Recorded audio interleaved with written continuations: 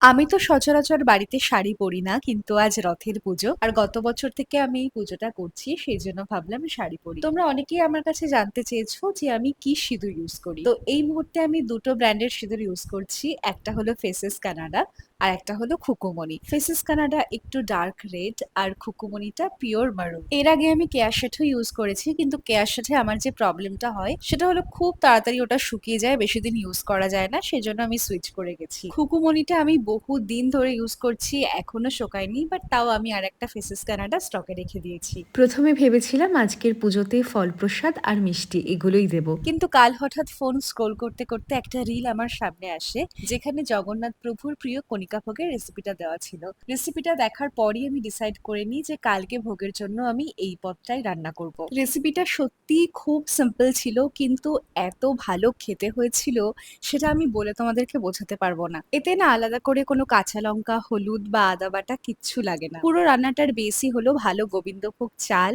ঘি, কাজু কিশমিশ আর একটা ভাজা মশলা। সত্যি কথা বলতে আমার এটা বাসন্তী পোলাওয়ের চেয়েও বেশি ভালো লেগেছে। আর এই পদটা যেহেতু পোলাওয়েরই মতো, সেই কারণে সাথে খাওয়ার জন্য একটুখানি পনিরের তরকারি করেছিলাম। আর পনিরটা আমি খুব সিম্পল ভাবেই করেছিলাম, আলু, কাঁচা লঙ্কা, আদা জিরে বাটা দিয়ে। কোনো রকমের কোনো এক্সট্রা মশলা আমি ইউজ করিনি। আর জানো তো, আমি আগে সেইভাবে কোনোদিনও পনির রান্না করিনি, আর পোলাওটাও আমি খুব একটা ভালো পারি না, কারণ জলের মাপটা বুঝতে আমার খুব অসুবিধা হয়, আমি খুব কনফিউজ থাকি। সেই জন্য আমি রান্নার সময় আজকে বেশ ভয়ে ভয়ে ছিলাম। স্পেশালি কণিকা ভোগ রাধার সময় আমি মাকে পাশে বসিয়ে রেখেছিলাম যে তুমি আমাকে জলের পরিমাপটা বুঝিয়ে দিও, আর রিমিকে বলেছিলাম কয়েকটা সাবুর পাঁপড় ভেজে দিতে। তো এইটুকুই আজকে ঠাকুরের জন্য আমরা ভোগ হিসেবে রান্না করতে পেরেছি, আর তার সাথে তো ফল মিষ্টি আছেই। ভোগ গোছাতে গোছাতেই শুনতে পেলাম যে আমাদের পাড়ার রথটা আসছে। শুনেই তো আমরা তাড়াতাড়ি করে নিচে গেলাম আর রথও টানলাম। এবার আমি পুজোতে বসছি। আমাদের বাড়িতে আগে দুবেলা ভোগ দেওয়া হতো, আর গোপাল আসার পর এখন ৩ বেলা ভোগ দেওয়া হয়। রোজকার যে পুজোটা থাকে সেটা মা সকালেই কমপ্লিট করে রেখেছিল,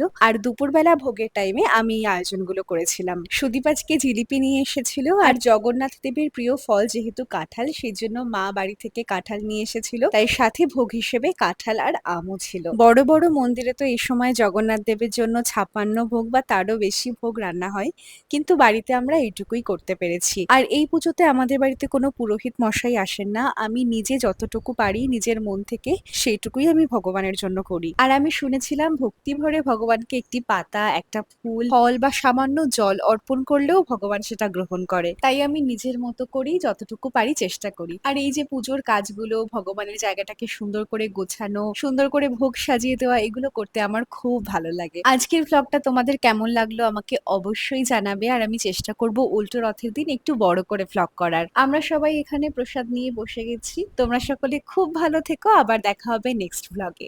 টাটা।